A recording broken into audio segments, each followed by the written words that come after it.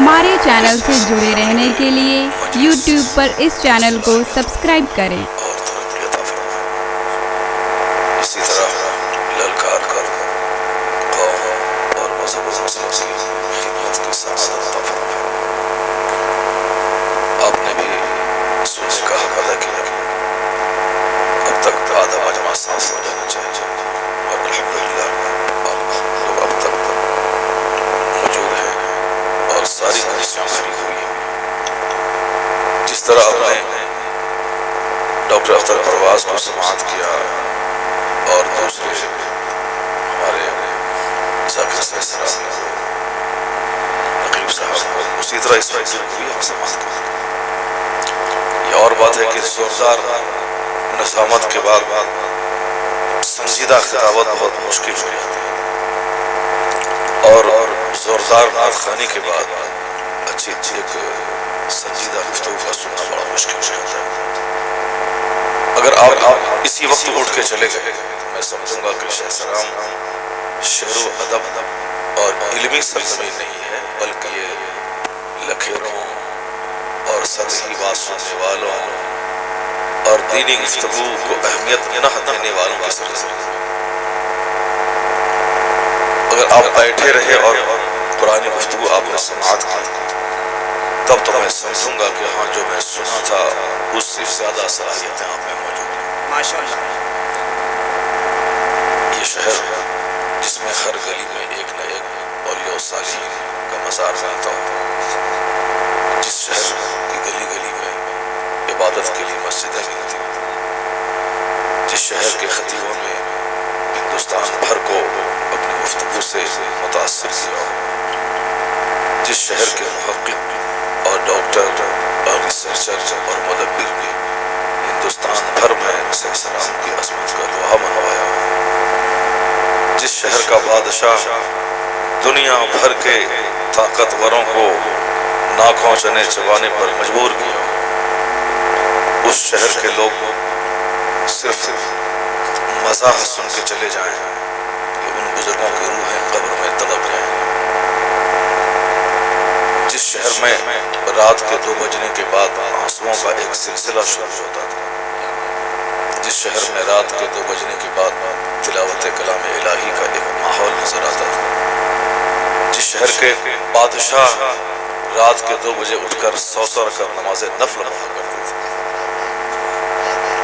جس شہر میں رات بھر جاگ جاگ کر چراغ کی روشنی کے سامنے کتابوں کے اوراق کا مطالعہ ہوتا تھا، جس شہر کے بچے بھی سنجیدہ ہوتے تھے، جہاں کی مائیں بہن بیٹیاں بھی دن بھر کام کرنے کے بعد رات میں عبادت کیا کرتے تھے، آج بھی اس شہر کی گلیوں، اس شہر کے چوراہے، اس شہر کی شاہراہوں پہ کچھ نشانات موجود ہونے چاہیے۔ میں سمجھتا ہوں کہ اسی کی دلیل یہ ہے کہ ابھی مجمع اب تک جوان ہو کے گفتگو سننے کے لیے بے قرار ہے، یہ انہی ماں باپ کی آہوں کا اثر ہے کہ آپ میں دکھائی پڑ رہا ہے۔ سبحان اللہ۔ ورنہ جمال صاحب نے کئی بار کہا کہ یہ نوجوان بچے تقریر جلسے میں آتے تھے، یہ سنتے تھے، مگر آج سن رہے ہیں تو ایک بہت بڑے انقلاب کی دھمک ہے، ایک اچھے مستقبل کی پہچان ہے کہ نوجوان بیدار ہو رہے ہیں۔ ابھی چند دن پہلے ایک ٹرک کا ڈرائیور مجھ کو فون کیا کہ حضرت میں ٹرک کا ڈرائیور ہوں اور نماز کا وقت ہوتا ہے، میں گاڑی روک کے نماز پڑھ لیتا ہوں اور میرے چہرے پہ داڑھی بھی ہے۔ انہوں نے کہا کہ یہ سب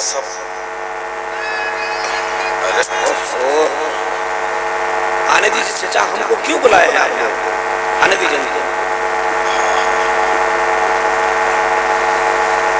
ٹھیک ہے، آنے والے مہمان آپ نے استقبال کر لیا نعرے تکبیر سے، نعرہ وہ آ گئے ہیں، تکبیر، اس کے بعد وہ نعرہ رسالت، شاعر اسلام جناب سہراب اختر صاحب دیوریا۔ ہاں سہراب صاحب آ گئے اور صغیر مراد آبادی بھی تھے،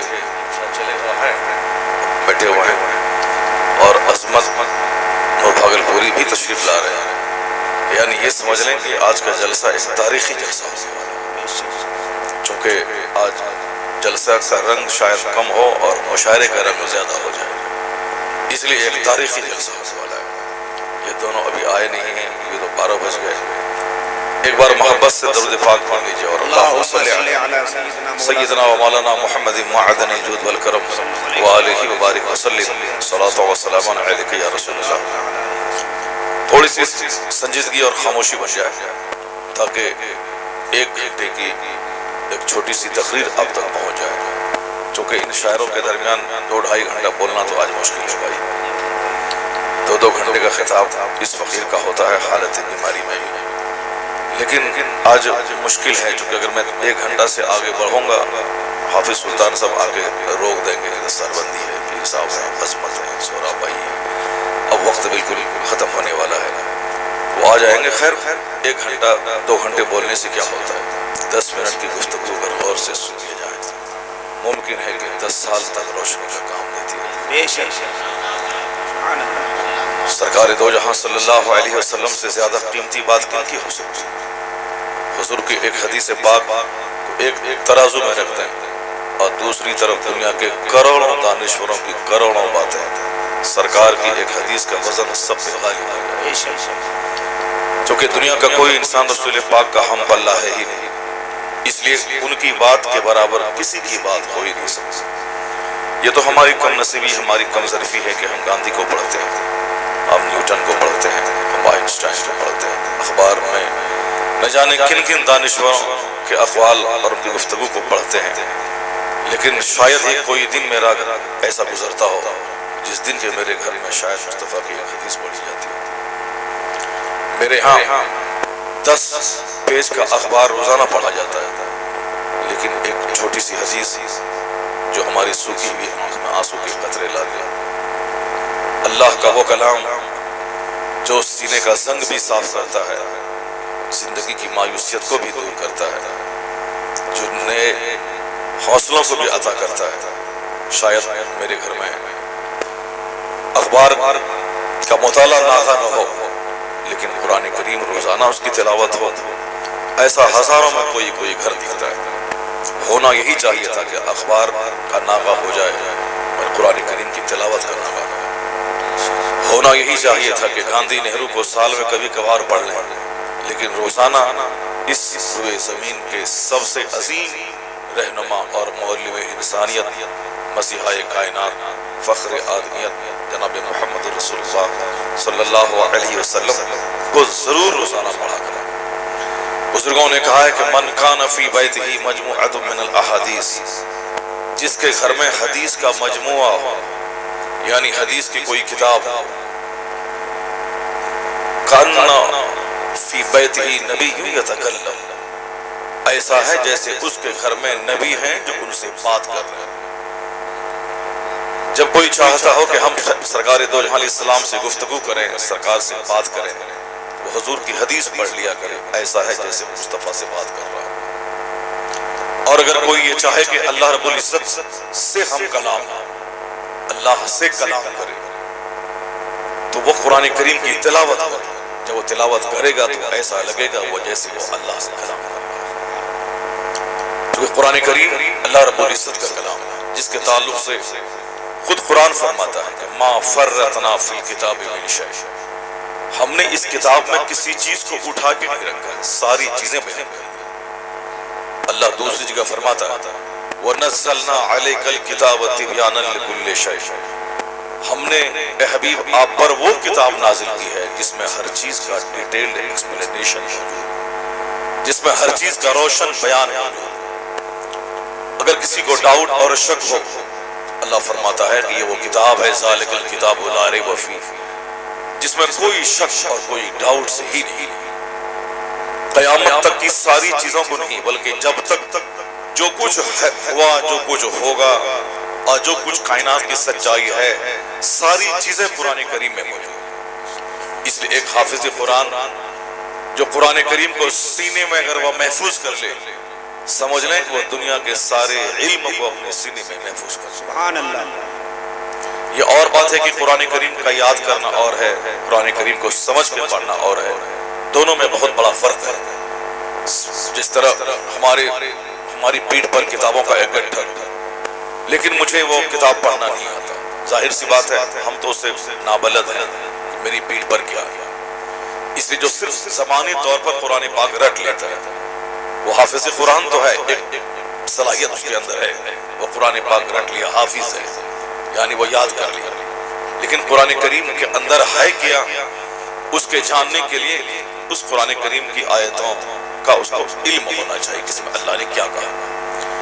یہی وجہ ہے کہ قرآن کریم پڑھنا سعادت ہے، لیکن قرآن کریم کو سمجھنا بہت بڑی سعادت کی بات ہے۔ ایک حافظ قرآن جب قرآن کا حافظ بن جاتا ہے، یہ جان لیں کہ ان کے ماں باپ کو عزت کے طور پر قیامت کے دن وہ تاج پہنایا جائے گا جس کے بارے میں سبوں کو معلوم ہے کہ اس تاج کی چمک اتنی روشنی والی ہوگی کہ دنیا کے آسمان میں جو سورج چمکتا ہے اس کی چمک پھیکی پڑ جائے گی۔ حضور فرماتے ہیں فما سنکم بالذی عمل بہذا، یعنی جس نے قرآن پاک کو یاد کیا جب اس کی وجہ سے ان کے ماں باپ کو یہ عزت دی جائے گی، تو جنہوں نے رٹا ہے، یاد کیا ہے، اس کو سمجھا ہے، اس کے مرتبے کا عالم کیا ہوگا؟ کیا کہنے ہیں، سبحان اللہ۔ یعنی ماں باپ کو اس کے قرآن پڑھنے کی بدولت یہ عزت ملے گی۔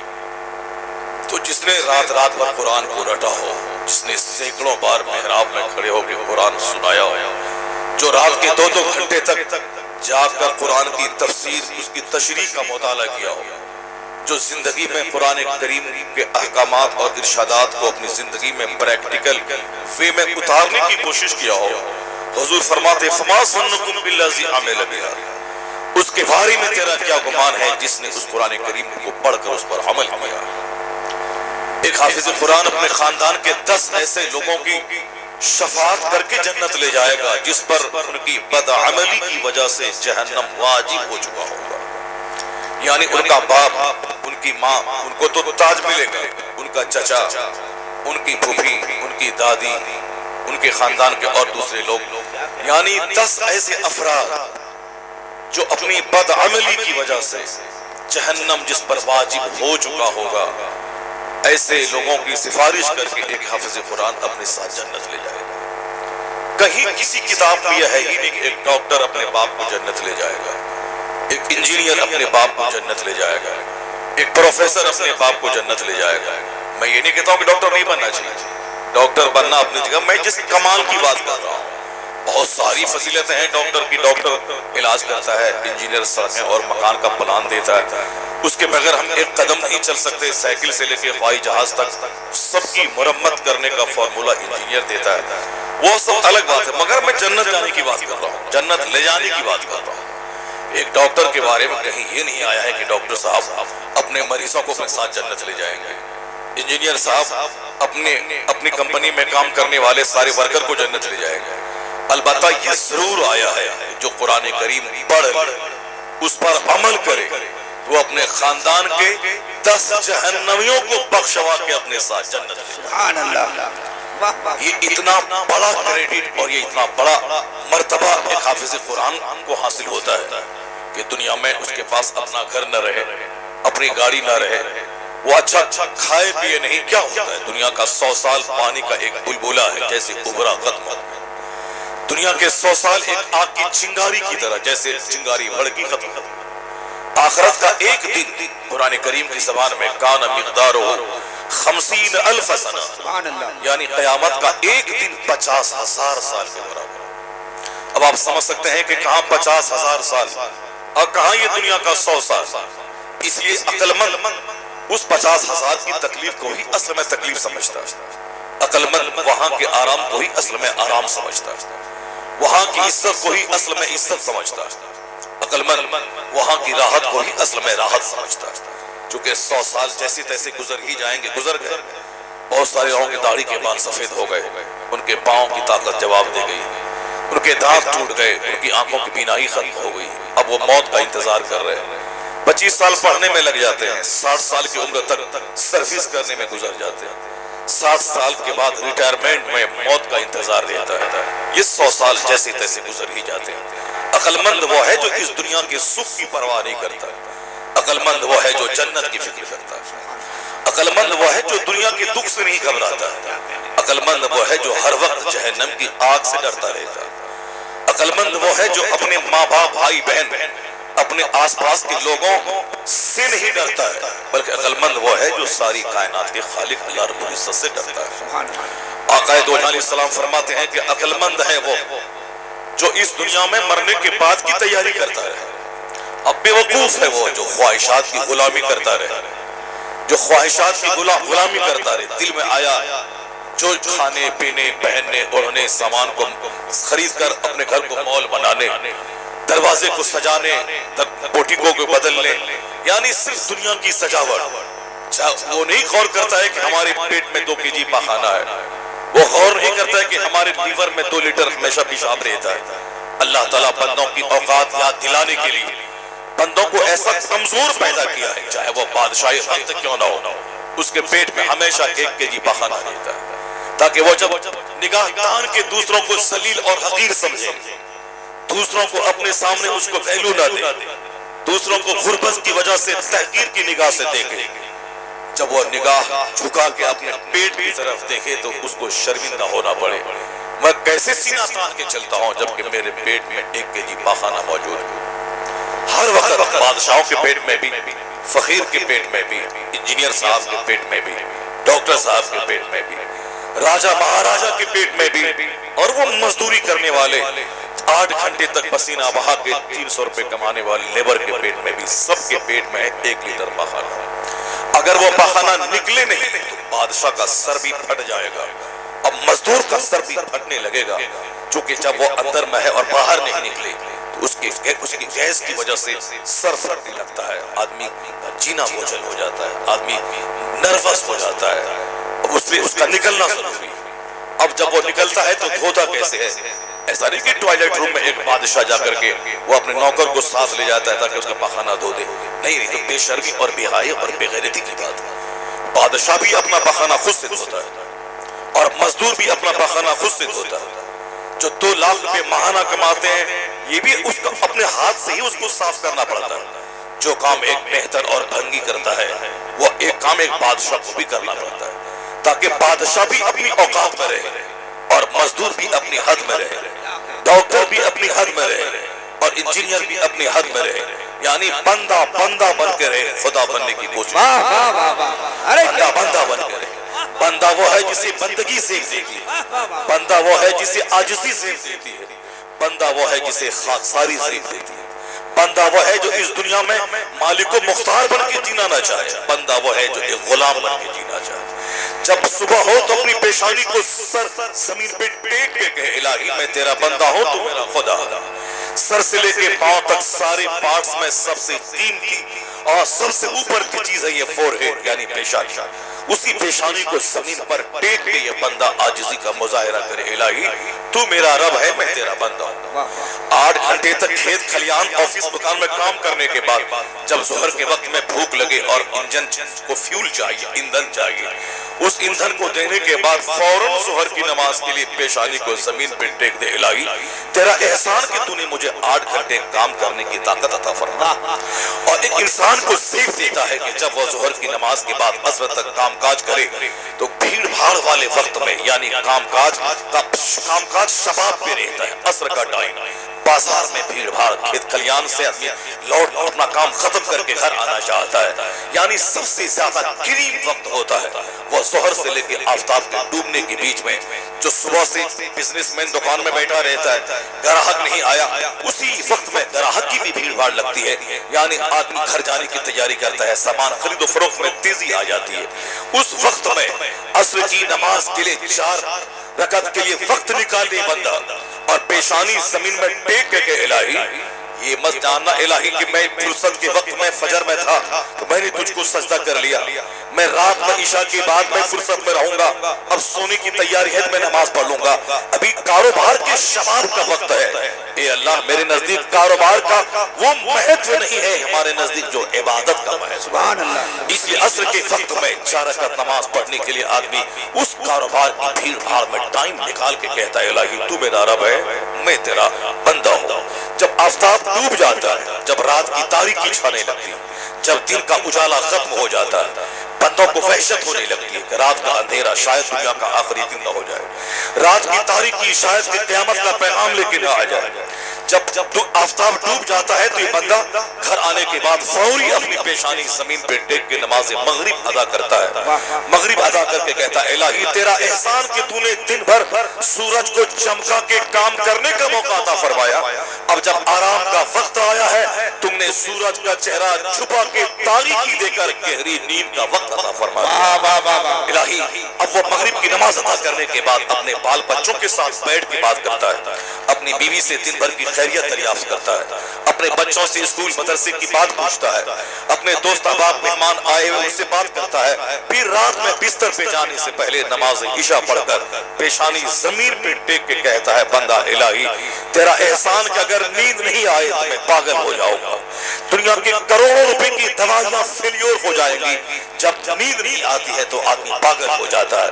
اے اللہ دن بھر کی ساری تھکاوٹ میں بھول جاؤں گا اگر 6 گھنٹے کی گہری نیند مجھ کو آ گئی، اٹھنے کے بعد دوبارہ پھر پہلے کی طرح انرجی مجھ کو مل جائے گی۔ کروڑوں روپے کی دوائیوں میں وہ طاقت نہیں ہے جو طاقت 8 گھنٹے کی گہری نیند میں ہے، جو تھکاوٹ کو دور کر دیتی ہے، جو دن بھر کی ساری پریشانی کو دور کر دیتی ہے۔ اب اس نیند سے پہلے اللہ رب العزت کے حضور پیشانی ٹیک کر بندہ کہتا ہے الہی میں خدا نہیں، خدا تو ہے، تو نے مجھ کو روزی دی، تو نے مجھ کو صحت دی، تو نے میرے لیے سورج کی روشنی دی، تو نے ہمارے آرام کے لیے رات بنائی، الہی ہم سے ہو ہی کیا سکتا ہے، بس یہ 2-4 سجدے ہیں جو میں نے تیری بارگاہ میں ادا کیا، قبول فرما لے۔ یعنی جب اللہ بندوں کو دیکھتا ہے یا پیشانی زمین پہ رگڑ رہا ہے تو اللہ کو یہ ادا اتنی پسند آتی ہے کہ اللہ اپنے بندوں کے گناہوں کو نہیں دیکھتا، یا دیکھتا ہے کہ سب سے اونچی چیز زمین پہ رکھ کے یہ عاجزی کا مظاہرہ کر رہا ہے، یہ ادا اتنی بھاتی ہے کہ اللہ اس کے گناہوں کو معاف فرما دیتا ہے۔ یعنی یہ وہ سجدہ ہے جو آدمی کے درجات کو بلند کر دیتا ہے، یہ پیشانی زمین پر ٹکتی ہے تو اندر سے آدمی کو ایسی انرجی اور طاقت ملتی ہے کہ وہ جب جیسے کہتا ہے میں بندہ ہوں، اللہ تعالیٰ اس کی نعمت میں اور اضافہ فرما دیتا ہے، اللہ اس کی طاقت کو اور دوبالا کر دیتا ہے، اللہ تعالیٰ اس کی عزت میں اور عروج اور ارتقاء عطا فرما دیتا ہے۔ اس لیے اللہ رب العزت بندوں کو کہا جب بھی تیرے دماغ میں فتور پیدا ہو اس وقت نگاہیں جھکا کے اپنے پیٹ کو دیکھ لینا، جب بھی تیرے دماغ میں گھمنڈ اور غرور آئے اس وقت تو اپنی کمزوری دیکھ لینا۔ فَلْيَنْظُرِ الْإِنسَانُ مِمَّا خُلِقَ مِن مَّاءٍ دَافِقٍ يَخْرُجُ مِن بَيْنِ الصُّلْبِ وَالتَّرَائِبِ إِنَّهُ عَلَى رَجْعِهِ لَقَادِرٌ۔ نماز میں حج و زکات کی بات ہے اپنی جگہ، نماز روزے کی بات ہے قرآن کریم میں اپنی جگہ، اخلاقیات، معاملات، معیشت، معاشیات ساری چیزیں ہیں قرآن کریم میں، لیکن اس آیت کریمہ کا انداز الگ ہے۔ اللہ کیا فرماتا ہے؟ انسان کو اپنی پیدائش پر غور کرنا چاہیے کہ وہ پیدا ہوا کیسے ہے۔ اللہ پیدا ہونے کی پوری تاریخ بیان کرتا ہے، خلق من ماء دافق He has been created by a jumping drop of water۔ یہ انسان ایک کودتے ہوئے پانی کے قطرے سے پیدا ہوا، انسان کی اوقات اللہ بتا رہا ہے، یہ انسان پانی کے ایک جمپ کرتے ہوئے قطرے سے پیدا ہوا، اب وہ قطرہ نکلتا کہاں سے ہے؟ اللہ کہتا ہے یخرج من بین الصلب والترائی، وہ پانی کا قطرہ جو باپ کی ریڑھ کی ہڈی اور ماں کے سینے کی ہڈی سے نکلتا ہے، اور اس قطرے کو لے جایا کہاں جاتا ہے؟ وہ قطرہ باپ کی شرمگاہ سے ہوتا ہوا ماں کی بچہ دانی میں پہنچتا ہے، پھر وہ ہوتا کیا ہے؟ اللہ فرماتا ہے لَقَدْ خَلَقْنَا الْإِنسَانَ مِنْ صُلَالَةٍ مِنْ طِينٍ، ہم نے انسان کو مٹی کے ٹھیکرے سے پیدا کیا، اس مٹی کو ہم نے پانی کی بوند میں تبدیل کیا، پھر وہ پانی کی بوند کو میں نے خون کا لوتھڑا بنایا، یعنی بیسیکلی مٹی، بجتی ہوئی مٹی، مٹی کا پتلا، اور اس کے بعد وہ مٹی کو بنایا گیا پانی، اور وہ پانی باپ کی شرمگاہ سے ہوتا پہنچا ماں کی بچہ داری میں، اب اس پانی کو بنا خون کا لوتھڑا، وہ خون کا لوتھڑا بنا، پھر اس خون کے لوتھڑے کو بہت 40 دن تک چھوڑ دیا گیا، اس کے بعد اس میں ناک اور نقشی کی تعمیر ہوئی، اس کے 40 دن کے بعد اس میں جان ڈالی گئی، یعنی 120 دن کے بعد 40 دن اصل حالت میں، 40 دن خون کے لوتھڑے کی حالت میں، اگلے 40 دن ناک نقشی کی تعمیر کی حالت میں، پھر اگلے 40 دن کے بعد اس میں جان ڈالی گئی، اب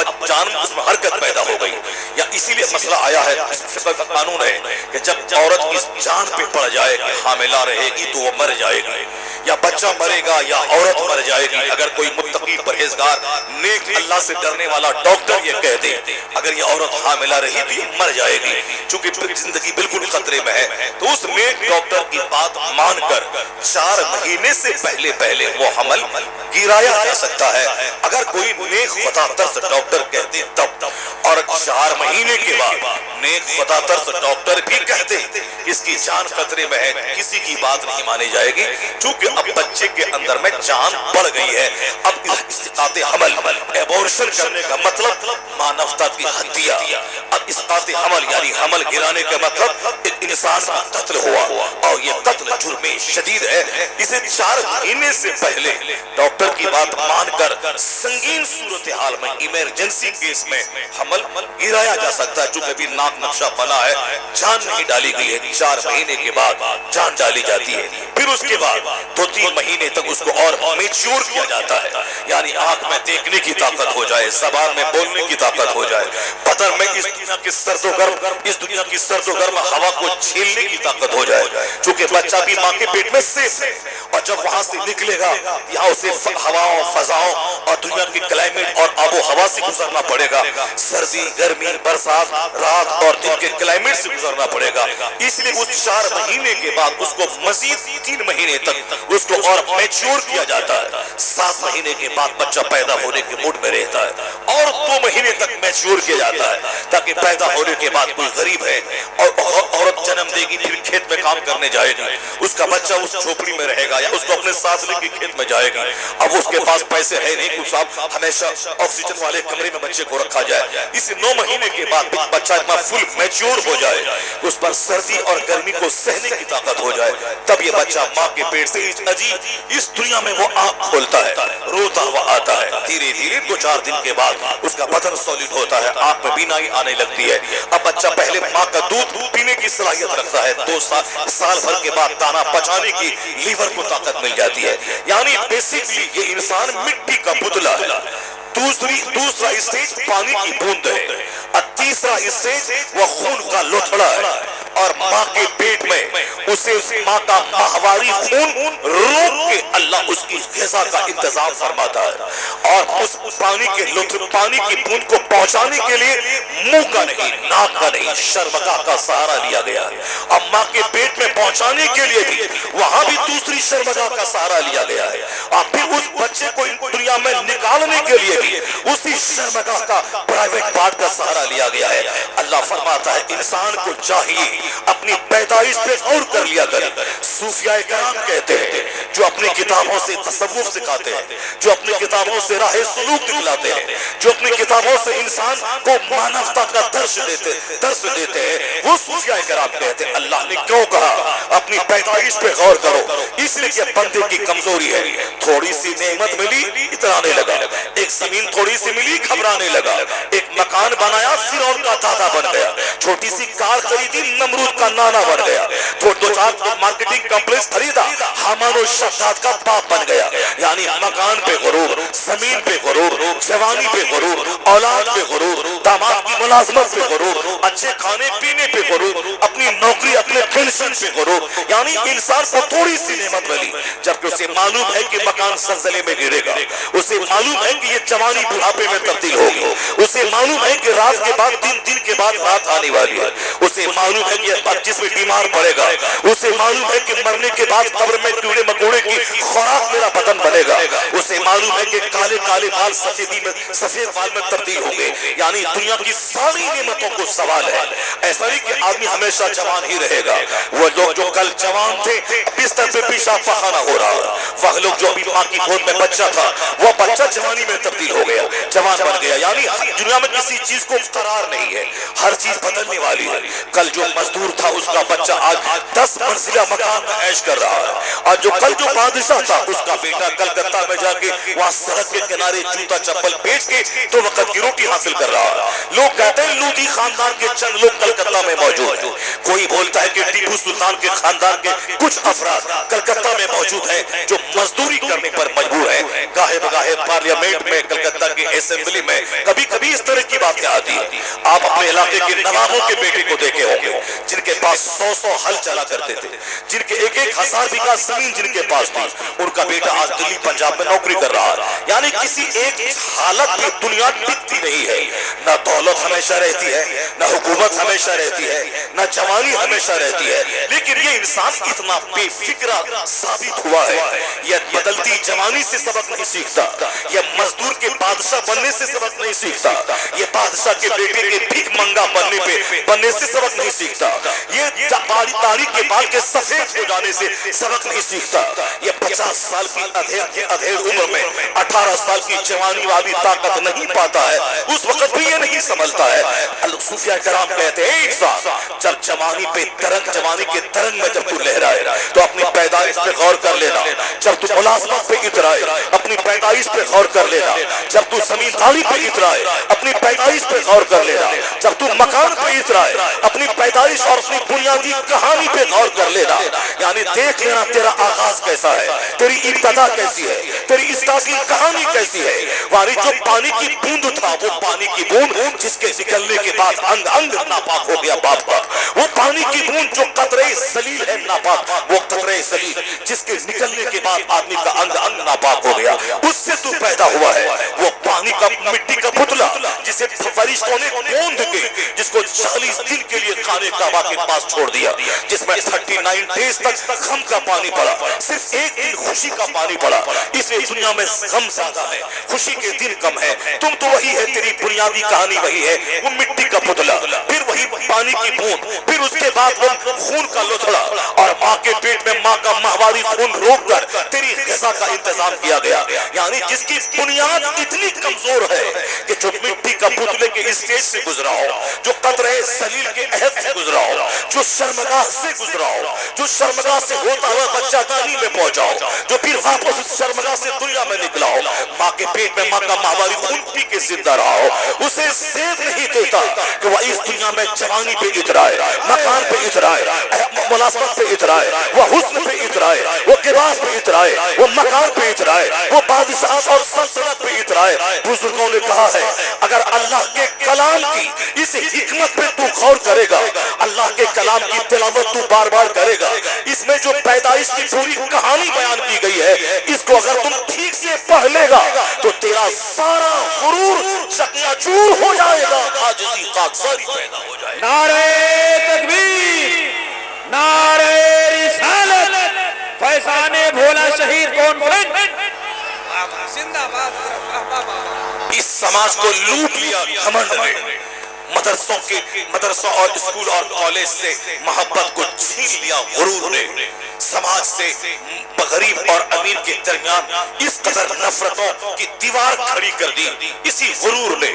غرور کی وجہ سے کوئی کسی کی قدر نہیں کرتا, غرور کی وجہ سے کوئی کسی کو عزت نہیں دیتا, گھمنڈ کی وجہ سے سماج میں کوئی کسی سے ملنے تک نہیں جاتا. یعنی پڑوس میں رہنے والا آدمی سال سال گزر جاتے ہیں, ایک دوسرے کو سلام تک نہیں کرتا, منتظر رہتا ہے کہ وہ مجھ کو سلام کرے گا, اور یہی منتظر رہتا ہے کہ میں کیوں کروں, میں اس سے کم ہوں کیا, میرے پاس مکان نہیں ہے کیا, میرے پاس نوکری نہیں ہے کیا, میرے پاس اچھا کھانا پینا نہیں ہوتا ہے کیا, میں کیوں سلام کروں. وہ بھی کہتا ہے کہ میں اس سے کم ہوں کیا, اور یہ بھی بولتا ہے میں بھی اس سے کم ہوں کیا. یعنی دونوں کسی سے کم نہیں ہے, اس لیے دونوں اپنے آپ مست رہتا ہے. نہیں, یہ اس کے سلام کا منتظر رہتا ہے, وہ اس کے سلام کا منتظر رہتا ہے. یہ مان لیں کہ وہ دونوں نفرت کی زندگی ایسی گزارتا ہے کہ پڑوسی سے انوگی رہتا ہے, نا آشنا رہتا ہے, محبت کا منہ نہیں دیکھتا ہے. ایسے ہی نفرتوں میں جل جل کے دونوں مر جاتا ہے. زندگی میں وہ پیار کے پڑوسی کے گھر میں چلا جاؤں, وہ میرے گھر میں آ جائے, ایک دسترخوان پہ بیٹھ کے نمک روٹی کھا لو, جب مجھ کو میرے پاؤں میں چوٹ لگی درد اس پڑوسی کو محسوس ہو جائے, ان کے پاؤں میں کانٹا چبھے میں بے چین ہو جاؤں. یعنی پڑوسی پڑوس کے لیے ڈھال بن جائے، پڑوسی پڑوس کی غیر موجودگی میں اس کی جان، اس کے مال، اس کے آبرو کا محافظ ہو جائے. یعنی وہ دن دیکھنے کو دنیا ترس گئی. آج سب ایک پڑوسی تمنا ہی رہتا ہے اس کا بچہ مرے کہ میں تالی بجاؤں، اس کا کاروبار گھاٹے میں پڑے کہ میں مسکراؤں، ان کے گھر میں کوئی ذلت کا موقع آئے کہ میں گھر میں مسکرا کے تالی بجا کے کہا مار کے اس کا میں مذاق اڑاؤں. وہ انسان ہے کیا جو پڑوسی کی تکلیف پہ مذاق اڑائے؟ وہ انسان ہے کیا جو پڑوسی کے گھر میں آگ لگا کے تالیاں بجائے؟ وہ انسان ہے کیا چاہے ان کا پڑوسی کافر کیوں نہ ہو، چاہے ان کا پڑوسی مشرک کیوں نہ ہو، چاہے ان کا پڑوسی کوئی یہودی کیوں نہ ہو؟ اسلام مذہب نے جو مانوتا کا سندیش دیا ہے، اللہ کے رسول فرماتے ہیں الخلق کلہم عیال اللہ، مخلوق ساری کی ساری اللہ کا کنبہ ہے. خیرکم خیر لعیالہ، تم میں سب سے بہتر وہ ہے جو اللہ کے پریوار کے لیے اچھا ہو. کیا مطلب؟ اسلام کہتا ہے ایک چوٹی کو روند دو مت، اس کے بارے میں بھی سوال ہوگا تم نے بلا قصور چوٹی کو کیوں روند دیا. اسلام کہتا ہے ایک بلی کو باندھ کے مت رکھ، وہ بلی اگر مر گئی تو ایک بلی کو ستانے کی وجہ سے تو جہنم کی آگ میں جلے گا. چھوٹی کتاب میں نہیں، بخاری شریف بہت مضبوط کتاب ہے. قرآن کریم کے بعد سب سے زیادہ معتبر کتاب اس روئے زمین پہ جو ہے وہ بخاری شریف ہے. یعنی سب سے زیادہ مستند، سب سے زیادہ معتبر، سب سے زیادہ آتھینٹک کتاب وہ بخاری شریف ہے. اس بخاری شریف کی حدیث میں آیا ہے ایک عورت کے بارے میں کہ ایک عورت نے بلی کو روک کے رکھا، اس ماں ترکت وہ اس کو چھوڑی نہیں کہ بلی کہیں کوئی کیڑا مکوڑے کو کھا کے زندگی بچا لے، کہیں کسی حشرات الارض کو کھا کے زندگی بچا لے. یعنی اس کو قیدی کر کے اس کو بندھک بنا دیا، یہاں تک کہ بلی تڑپ کر اس قید خانے میں مر گئی. نہ بلی اگر وہ بلی کو چھوڑ دیتی، نہیں پانی دیتی بلی کو وہ چھوڑ دیتی تو بلی کہیں بھی نالی کے پانی کو پی کے زندہ رہ جاتی. اگر وہ چھوڑ دیتی تو بلی کسی کیڑے مکوڑے کو کھا کے زندہ رہ جاتی. لیکن اس عورت نے نہ اس کو پانی دیا، نہ اس کو کھانا دیا، نہ اس کو چھوڑا کہ بلی اپنی جان بچائے. اللہ کے رسول فرماتے ہیں وہ عورت کو جہنم کی آگ میں تپایا جائے گا. وہ جہنمی ہے جس نے اس بلی کو بے قصور باندھ کے رکھ کر اس کو تڑپا کے مار دیا. اور دوسری جگہ مصطفیٰ فرماتے ہیں اسی بخاری شریف میں آقا فرماتے ہیں اس سے بعد امرأۃ فی ہرۃ، یہ تو ایک جگہ فرمایا ایک عورت کو صرف بلی کے معاملے میں عذاب دیا گیا، اس کو جہنم کی آگ میں جلایا گیا. اور دوسری جگہ مصطفیٰ فرماتے ہیں کہ ایک عورت وہ تھی جس عورت کے اعمال اچھے نہیں تھے، وہ راستہ چلتے ہوئے جب دیکھ رہی ہے کہ کنواں کے پاس ایک کتا ہے، جو کتا اپنی زبان کو پیاس کی شدت سے لٹکائے ہوا ہے، وہ کنواں کے ارد گرد یا چکر لگا رہا ہے تاکہ کنویں کے نیچے پاس میں جو کیچڑ ہے پانی والا، اس کیچڑ کو وہ چاٹ رہا تھا اور پانی کی جستجو کر رہا تھا. اس فاحشہ عورت کو اس پہ رحم آ گیا. اس نے اپنے سر کے بال کاٹ کر، انہوں نے اپنے دوپٹے کو نکال کر، انہوں نے اپنے پاؤں کے جوتے کو نکال کر، انہوں نے رسی اور ڈھول بنا کے کنویں سے پانی نکال کر اس کتے کو پانی پلایا ہے. آقا کریم فرماتے ہیں اس کتے پر رحم کرنے کی بدولت وہ عورت جنت جائے گی. اس عورت کو جنت میں دیکھا گیا ہے. میں یہ کہنا چاہتا ہوں انسان اشرف المخلوقات ہے، یہ انسان اشرف المخلوقات ہے. مخلوق میں جانور بھی ہے، بلی بھی ہے، کتا بھی ہے، چھچندر بھی ہے، بندر بھی ہے، چوٹی بھی ہے، یہ سب مخلوق ہے. اور انسان اشرف المخلوقات ہے، یعنی تمام کریشن میں سب سے سپیریئر ہے. یہ انسان اشرف المخلوقات ہے. جب ایک جانور کو پانی پلانے کی بدولت ایک انسان کو جنت مل جائے گی تو کیا اپنے پڑوسی کے ساتھ حسن سلوک کی بنیاد پہ جنت نہیں ملے گی؟ کیا اپنے رشتہ دار کے ساتھ اچھے سلوک کی بنیاد پہ جنت نہیں ملے گی؟ کیا اپنے رشتہ دار کو تکلیف پہنچانے کے بدلے میں اسے جنت مل جائے گی؟ جب ایک بلی کو تکلیف دینے کے بدلے میں جہنم کی خطرناک آگ اس کی مقدر ہو جاتی ہے تو اپنے ماں باپ کو تکلیف دینے کے بدلے میں، اپنے پڑوس کو ستانے کے بدلے میں، اپنے ساتھی کو کشٹ دینے کے بدلے میں، اپنے دوست کی تحقیر و تذلیل کرنے کے بدلے میں بدرجہ اولا اس کو عذاب دیا جائے گا. چونکہ جب ایک بلی کو ستائے تو جہنم کی آگ ہے، جو اپنے ماں باپ کو ستائے اس کے لیے جہنم کی آگ ہے، جو اپنے پڑوسی کو ستائے اس کے لیے جہنم کی آگ ہے، جو اپنے دوست کو ستائے اس کے لیے جہنم کی آگ ہے، جو اپنے نوکر کو ستائے اس کے لیے جہنم کی آگ ہے، جو اپنی بیوی کو ستائے اس کے لیے جہنم کی آگ ہے، جو اپنے پڑوسی کو تکلیف دے اس کے لیے جہنم کی آگ ہے. اے امریکہ امریکہ کے اسکالر، تم نے اسلام پر الزام لگایا ہے کہ مسلمانوں کو مانوتا نہیں آتی، انسانیت نہیں آتی، ہیومینٹی نہیں آتی۔ ہندوستان کے وہ لوگ جو اپنے پڑوس کے گھر میں آگ لگا کے چین کی نیند سوتے ہو، جو شہر کو جلانے کے بعد مزہ لیتے ہو، جو دوسروں کو تڑپا کے دوسروں کے گھر پہ کیچڑ ڈال کر دوسروں کے گھر میں پٹاخہ چھوڑ کے آگ لگا کے وہ چین کی سانس لیتے ہیں اور کہتے ہیں ہماری پوجا کی تکمیل ہو گئی، وہ ہوگا کسی دوسرے کا مذہب جو دوسروں کو تڑپا کے پوجا کی تکمیل کرتا ہو۔ میرا رسول تو یہ کہتا ہے المسلم من سلم المسلمون من لسانہ و یدہ، سچا مسلمان وہ ہے جس کی زبان سے دوسرا مسلمان محفوظ رہے، جس کے ہاتھ سے دوسرا مسلمان محفوظ رہے۔ میرے مصطفیٰ تو یہ کہتے ہیں تیرا پڑوسی اگر کافر کیوں نہیں رہے، اگر وہ بھوکا ہے تو کھلاؤ، اگر وہ پیاسا ہے تو پلاؤ، اگر وہ ننگا ہے تو پہناؤ۔ یعنی ہمیں پڑوس کے تعلق سے ایسا سچیت ہمارے پیغمبر نے کیا ہے کہ تمہارے پڑوس میں کافر کو بھی کشٹ نہ ہو، وہ کافر جہنمی ہے، جہنم میں جلے گا، وہ اللہ کا باغی ہے، وہ جہنم کی آگ میں جلے گا۔ لیکن تم اگر اس سے مانوتا کا سلوک کرے گا، تم اگر اس کو کھلائے گا، تم اگر اس کو پہنائے گا، تجھے اللہ رب العزت جنت میں جگہ عطا فرمائے گا۔ جنت و جہنم اس دنیا کی بات ہے، کافر وہاں جہنم میں جلے گا، لیکن اس نے سلوک کی بنیاد پر اللہ تعالیٰ تیرے ساتھ احسان کا معاملہ فرمائے گا۔ اگر دنیا کے لوگوں کو چاہیے وہ مذہب جو چونٹی سے بہتر سلوک کا پیغام دیتا ہو، وہ مذہب جو بلی سے بہتر سلوک کا پیغام دیتا ہو، وہ مذہب جو کتے سے اچھا سلوک کا پیغام دیتا ہو، وہ ان مذہب مانوتا کا اپمان کیسے سکھلائے گا؟ اس لیے قیامت کے دن پوچھا جائے گا کہ تمہارے پڑوس میں بھوکا مر کیوں گیا، تمہارے آس پاس میں کتا مر کیوں گیا؟ حضرت عمر ابن عبدالعزیز فرماتے ہیں کہ جب سے خلافت کی ذمہ داری میرے کاندھے پہ آئی ہے، اس وقت سے میں نے چین کی نیند نہیں سوئی ہے، یہ سوچ کر کہ قیامت کے دن اگر اللہ نے مجھ سے پوچھ لیا کہ تمہارے دور حکومت میں ایک خارشی بکری کھجلی کی وجہ سے مر گئی اور تو چین سے سوتا رہا، میں اس کا جواب قیامت کے دن میں کیا دوں گا؟ اسلام کا مطلب ہے سینسٹیو بنا دینا، حساس بنا دینا۔ جس کے نزدیک جانور کتنی قدر ہے، اس کے نزدیک مانوتا کی کتنی قدر ہوگی، ہیومینٹی کی کتنی قدر ہوگی۔ اسلام نہ سمجھنے کی وجہ سے لوگ الزام لگاتے ہیں، اسلام نہ جاننے کی وجہ سے اسلام پہ اتیاچار کا الزام، اسلام پہ مانوتا کے ہنن کا الزام، اسلام پہ ہیومینٹی کے کھلواڑ کا الزام، اسلام پہ اور کسی بد اخلاقی کا الزام لگتا ہے۔ اسلام اس شاندار اور سندر مذہب مہذب کا نام ہے جس کی اہمیت کا اندازہ مجھ کو دیکھ کر نہ لگایا جائے، بلکہ اسلام کا بنیادی ریسورس قرآن اور حدیث ہے۔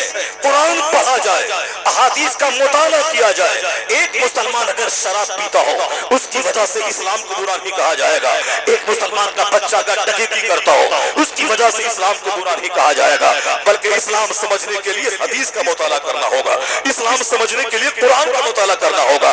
مجھے معلوم ہے امریکہ کی میڈیا اسے اسلام کے خلاف دن رات زہر اگلتی ہے، چونکہ اسے معلوم ہے کہ جس دن ہمارا بچہ سچائی کی تلاش کرتا ہوا وہ مصطفیٰ کے پیغام کو ہاتھ لگائے گا، جس دن وہ سچائی کی کھوج کرتا ہوا وہ قرآن کریم کو پڑھ لے گا، تو قرآن کریم جن سچائیوں کا پیغام دیتا ہے، احادیث میں جن صداقتوں کا ورنن ہوا ہے، امریکہ کے لوگوں کو ڈر ہے جس دن میرا بچہ قرآن ہاتھ میں لے لیا ممکن ہے کہ وہ موڈیفائڈ بائبل کو چھوڑ کر قرآن کریم پڑھ کر وہ کلمہ پڑھ کے مشرف اسلام کو چلا جائے۔ اسے ڈر ہے کہ جس دن اس کا بچہ حدیث پڑھ لے گا، حدیث کے سنہرے اقوال کو پڑھے گا، اس دن اس کا بچہ اس سماج میں سانس نہیں لے گا جس سماج میں شرم و غیرت اور حیا سب کا جنازہ نکل گیا ہو، جس سماج میں شادی بوجھ اور زناکاری کو آسان بنا لیا گیا ہو، جس سماج میں پھٹے کپڑا پہن کر لباس کو مختصر کرنے پہ فخر محسوس کیا جا رہا ہو، جس سماج میں لڑکیوں کو بزنس کی منڈی میں بیٹھا کر اس کو ننگا ناچ نچوا کے اپنی تجارت کو فروغ دینے کا ایک ہی ذریعہ سمجھ لیا ہو کہ عورت جب دکان میں بیٹھے گی، عورت جب دکان میں ادھ ننگی بیٹھے گی، عورت جب حیا کی چادریں تار تار کر کے بیٹھے گی، تب ہمیں چند سکے ملیں گے، تب ہمیں روزی ملے گی۔ وہ جن کی غیرت دفن ہو گئی ہو، جو اپنی آبرو کو بیچ کے چند سکے کمانا چاہتا ہو، آنے والی نسلیں جب وہ وگیان پڑھیں گی، آنے والی نسلیں جب وہ ہسٹری پڑھیں گی، آنے والی نسلیں جب وہ جغرافی پڑھیں گی، آنے والی نسلیں جب سچائی کی تلاش کریں گی، وہ اندھ وشواس میں نہیں رہیں گی۔ وہ نسلیں آنے والی نسلیں جب اندھ وشواس سے اوپر ہو کر سچائی کی تلاش کریں گی تو قرآن دعوت دے گا آؤ میرا مطالعہ کرو، حدیث دعوت دے گی آؤ میرا مطالعہ کرو، اور جس دن وہ قرآن حدیث کے پاس پہنچ گیا اس دن امریکہ اجڑ جائے گا، اس کے وائٹ ہاؤس پہ کوئی دوسرا نہیں مصطفیٰ کی عظمت کا جھنڈا لہرائے आए था। उस रहमत के गुलामों का दर्द तकबीर, जरा जोर से बोले, जोर से, नारे तकबीर, नारे रिसालत, अज़मत मुस्तफा, फरमाने मुस्तफा, जलसे मुस्तफा, मुफ्ती शहरयार साहब किबला। अब मैं कैसे उम्मीद करूं कि जापान का बुद्धिस्ट कुरान पढ़ेगा? मैं कैसे उम्मीद करूं कि जापान चाइना का बुद्धिस्ट कुरान पढ़ेगा? मैं कैसे उम्मीद करूं कि अमेरिका का यहूदी कुरान पढ़ेगा? जब जो इस रुए जमीन पर सबसे सुपीरियर कौम बन के आई थी, कुंतुम खैर उम्मतिन उखरिजत लिन्नास तअमुरून बिल मारूफ व तनहौना अनिल मुनकर, you are the best community raised unto Mankind and your duty is to build virtues forbid vices. Quran कहता है तुम सुपीरियर हो, तुम बेहतर कौम हो, लोगों की तरफ निकाले गए हो। तुम्हारी जिम्मेदारी है कि अमरे बिल मारूफ करो, अच्छाई का पैगाम दो, अच्छा बनो, अच्छाई का पैगाम दो, बुराई से बचो, बुराई से सारी दुनिया को रोको। खाना पीना, जब चुकंदर भूखा नहीं मरता है तो तुम कैसे मरेगा? जब सांप भूखा नहीं मरता है तो तुम कैसे मरेगा? ये जो मेरा लुच्चा बच्चा बोलता है कि मौलाना की तकरीर सुनूंगा क्या खाना मिलेगा क्या, मदरसे में जाके हदीस पढ़ूंगा क्या पेट भरेगा क्या, मैं मस्जिद में वजीफा पढ़ूंगा 1 घंटा बैठ कर क्या पेट भरेगा क्या? मैं कहता हूँ नादान ऐसी बोली तो चुकंदर भी नहीं बोलता है। चुकंदर को विश्वास है कि जिसने मुझको पैदा किया है वो रोजी देगा। बंदर को विश्वास है जिसने मुझको पैदा किया है वो रोजी देगा। सांप को विश्वास है जिसने मुझको पैदा किया है वो रोजी देगा। यहाँ तक कि समंदर की व्हेल मछली जिसकी खुराक हजारों इंसान के बराबर है, उसे भी विश्वास है कि अल्लाह मुझे रोजी देगा। तो क्या मतलब, जानवर से हम बदतर हो गए, जानवर से हम गिर गए। क्या तकरीर सुनेंगे पेट भरेगा क्या, मदरसा जाएंगे पेट भरेगा क्या, कुरान पढ़ेंगे पेट भरेगा क्या, आलिम की गुफ्तगू सुनेंगे पेट भरेगा क्या, मौलाना का इस्तेमाल कर रहे स्टेशन पे जाएंगे पेट भरेगा क्या? यानी सबसे बड़ा पेट किसी का है? ये हमारा पेट तो इतना छोटा है कि 10 रोटी के बाद अगर 11वीं रोटी खा लो तो 2 दिन तक फिर खाना मुयस्सर न हो, खट्टी डकारें आने लगती है, पेट में साफ गैस भर जाती है, आज लूज मोशन होने लगता है। हमारा पेट इतना छोटा है कि अगर हम चाहे 3 रोटी खाएं तो हम 3 रोटी हमारे लिए काफी हो जाए। इस कदर छोटा पेट है और फिक्र व्हेल मछली से ज्यादा फिक्र हमारे ऊपर में है। अब 2 बच्चा से 3 बच्चा न होने पाए, 4 बच्चा से 5 बच्चा न होने पाए, 5 से 6 न होने पाए, यानी तो रोक दो बच्चे को, 2 बच्चे के बाद तीसरा हुआ, ये कैसे खाएगा? इस्लाम कहता है ऐसा मत करो। अल्लाह कहता है ला तक़तुलू औलादकुम खश्यता इमलाक, गरीबी के डर से बच्चों को कत्ल मत कर। नहनु नरज़ुकुकुम व इय्याहुम, हम तुम्हें भी रोजी देते हैं, तेरे बच्चों को भी रोजी देंगे। क्यों गरीबी के डर से तू बच्चों को कत्ल करता है? अल्लाह पर जब विश्वास हटता है तब छोटा परिवार का ख्याल आता है। जब अल्लाह पर से यकीन खत्म हो जाता है तब रोजी के ताल्लुक से ज्यादा फिक्र दिमाग में पैदा हो जाती है। आज दुनिया में काफिरों का देखा देखी मुसलमान भी परेशान है, क्योंकि अल्लाह की रज़ाकियत पे एतमाद है कि अल्लाह रोजी देने वाला है, लेकिन अंदर में उस सस्पिशन की कैफियत है, कहीं ऐसा करेंगे तो हो कि ना हो, मिले कि नहीं मिले। अगर 4 बच्चा पैदा करेंगे तो फिर उसके बाद रोजी कहाँ से लाएंगे, घर कहाँ से बना के देंगे, यानी डॉक्टर कहाँ से बनाएंगे? जबकि डॉक्टर के पास एक बेटा था वो आवारा हो गया। दुनिया का सबसे बड़ा मालदार बिल गेट्स, अमेरिका का सबसे बड़ा मालदार तरीन इंसान, उसके पास ज्यादा औलाद नहीं थी। जब दुनिया का 800 करोड़ लोगों का सबसे बड़ा मालदार, जब उनका बेटा हाथ से निकल गया, जब उनका बेटा बदअमल हो गया, तो बिल गेट्स ने अपनी दौलत का 75% हिस्सा वो गरीबों मिस्किनों में चैरिटी के लिए दे दिया। चैरिटी में गरीबों मिस्किनों के लिए दे दिया। उन्होंने हॉस्पिटल के लिए, उन्होंने कॉलेज के लिए, उन्होंने हॉस्पिटल के लिए अपनी दौलत का 75% हिस्सा अमेरिका की चैरिटी में दे दिया। जब देखा कि दौलतों की फरावानी ने बच्चों को बिगाड़ दिया, जब बच्चा कंट्रोल में नहीं रहा, क्या करेंगे वो दौलत?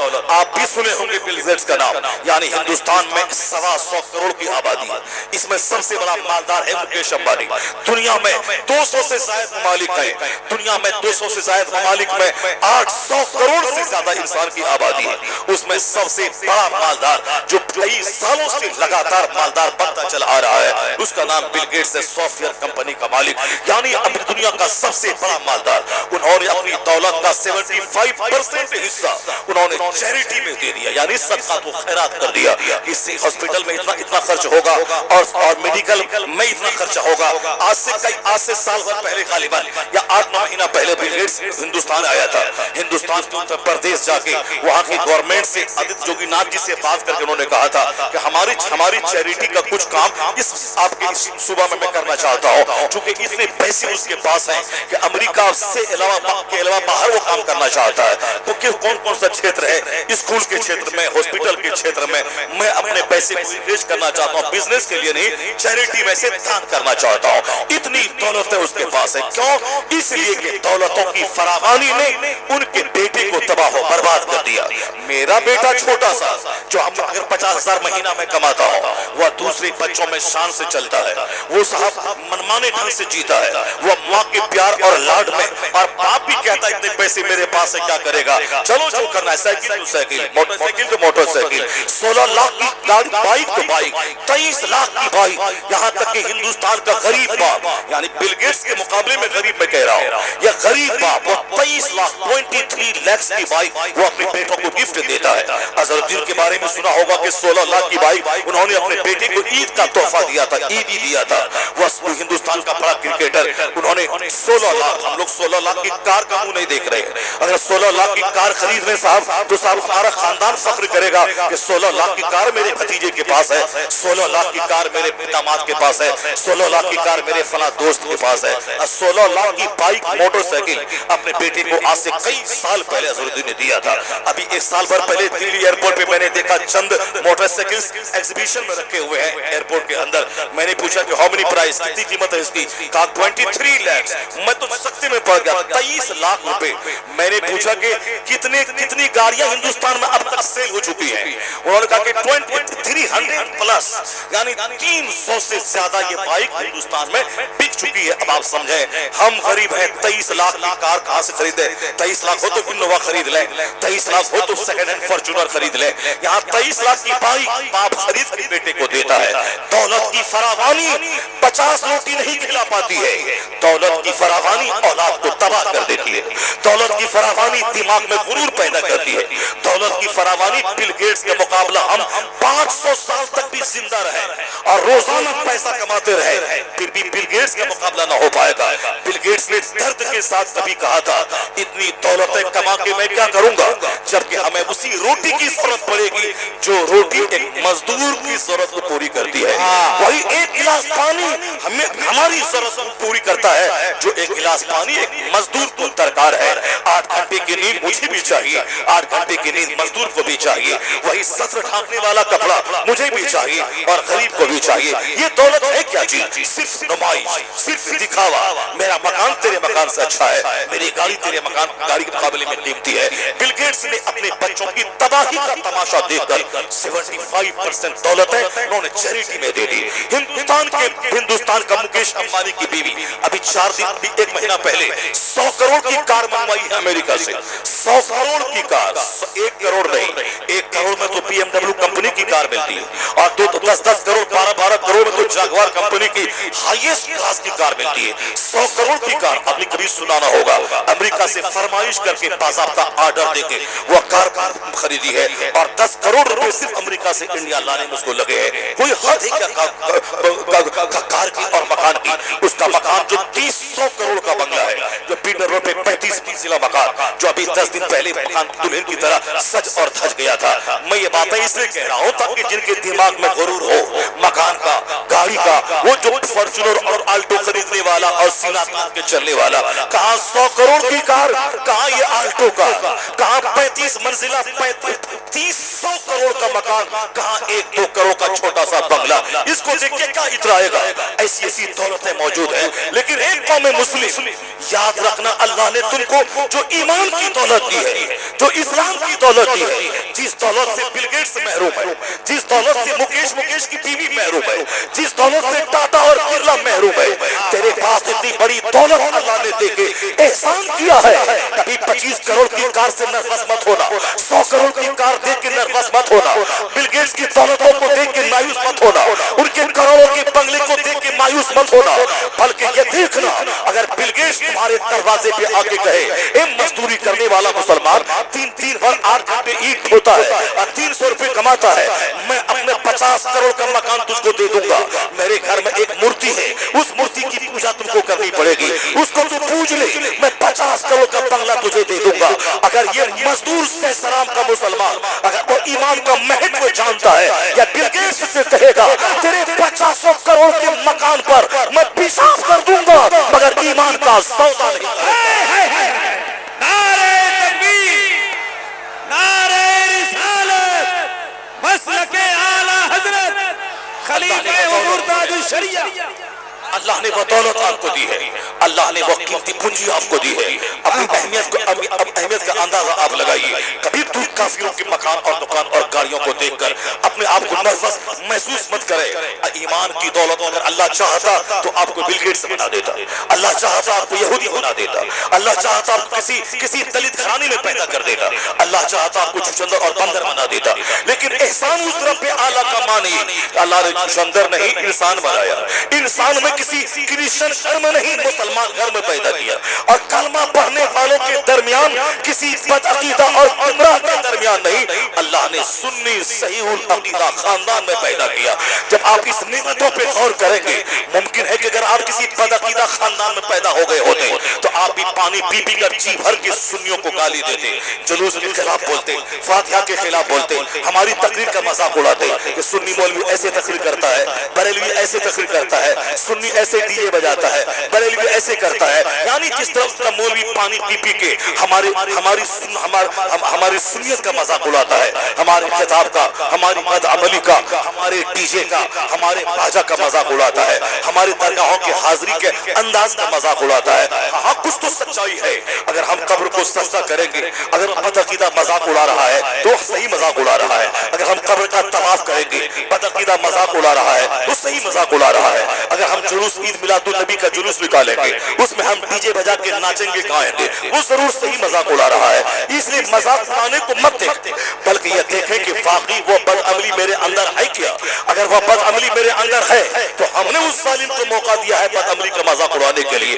आला हजरत ने 100 साल पहले कहा था कि मज़ारात का तवाफ करना हराम है, कब्र का तवाफ करना हराम है, कब्र को छूना बेअदबी है। 4 हाथ दूरी पे रहना और फातिहा पढ़ना, उनके वसीले से दुआ करना, और फिर वहां से वापस उल्टे पांव पलट जाना। कब्र में अल्लाह के वली लेटे हैं, उनकी तरफ पीठ मत देना, ये बेअदबी है। वो अजमेर का जोकर चरस पीने वाला, वो आला हजरत के मसलब को गाली देता है। अगर वो चरस पीने वाला जो दाढ़ी मूंछ मुंडा के गरीब नवाज के आस्थाने पे पीठ दे के खड़ा रहता है, वो क्या जाने मसलक रज़ा किसका नाम है, वो क्या जाने मसलक आला हजरत किसका नाम है। मसलक आला हजरत सदाकत और सफाई का पैगाम देने का नाम है। मसलक आला हजरत सदाकत और सच्चाई के मजमूए का नाम है। मसलक आला हजरत शरीयत का शानदार पैगाम देने वाले मसलक का नाम है। जहालत और खुराफात को मिटाने वाले मसलक का नाम है। वो क्या जानने गया, उसको तो सिर्फ रोटी चाहिए, और मसलक आला हजरत को गाली देता है। मसलक आला हजरत अगर न होता तो अजमेर में आज मसाहिरीन की हाजिरी सलामत न रहती। जिस तरह दूसरी खानकाहों में जहाँ गैर मुकल्लिदों का, जहाँ नजदियों का, जहाँ वहाबियों का कब्जा हो गया, वहाँ मजार है, साइर मौजूद नहीं है। वहाँ दरगाह है मगर चादर पोशी नहीं है। साइर ही जब नहीं आएंगे तो पैसा कहाँ से आएगा, जब पैसा नहीं आएंगे दुकान कहाँ से बनेगी। उस अजमेर के चरस पीने वाले को उलमा को गाली नहीं देना चाहिए, उसको तो ये कहना चाहिए था, ए आलिम मसलक रज़ा का आलिम, तो खूब तकरीर कर, मज़ारात की हाजिरी की अहमियत बता, चादर पोशी की फजीलत बता, गुलाब चढ़ाने की फजीलत बता। जब तू तकरीर करेगा, चादर पोशी की फजीलत बताएगा, तो सायरीन दरगाह पे आएंगे। जब वो दरगाह पे आएंगे तो हमको नजराने मिलेंगे, मेरा फूल बिकेगा, मेरी चादर बिकेगी, उससे मेरा मकान भी बनेगा, मेरे चूल्हे में आग भी सुलगेगी। अजमेर में जो करोड़ों करोड़ का मकान उस मुसाफिर के पास है, ये सायरीन की वजह से ही दुकान चमक रही है। अगर आप मसलक रज़ा न होता तो दरगाहों की हाजिरी बंद हो जाती। अगर मसलक आला हजरत न होता, मज़ारात की हाजिरी खत्म हो जाती। इसलिए हिंदुस्तान में जहाँ जहाँ दरगाहें हैं, मज़ारात पे हाजिरी हो रही है और उन मुसाफिरों के चूल्हे में आग सुलग रही है, तो एहसान इमाम अहमद रज़ा खां फाज़िली बरेलवी का है, जिनकी वजह से उनकी दुनिया आबाद है, उनका घर आबाद है।